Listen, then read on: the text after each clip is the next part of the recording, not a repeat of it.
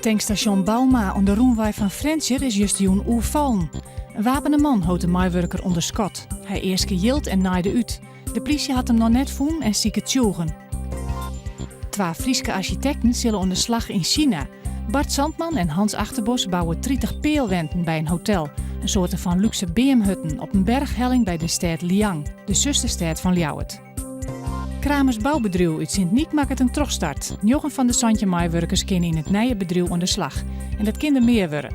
Nevens Kramer is de boeiem van de bouwcrisis bereikt. Het bedrijf is intussen begonnen met de renovatie van 4 wenten in Langwar. Minister Stef Blok van Wenjen komt vanmiddag op bezoek in Noord-Eerst-Friesland. De minister komt praten over de gevolgen van de krimp en hoe de regio die problemen aanpakt. Het gaat om problemen op het meet van de leefbaarheid. Blijft het dorpen onttrekkelijk om te wenjen? En wat is er te doen om werklozen onder jongeren? Joen en vannacht kans op Rijn. Het wordt 8 graden en er is een vrij krachtige zuid-zuideestelijke wind. Morgen reinig waar en bewolkt. En een zwakke wind uit het westen.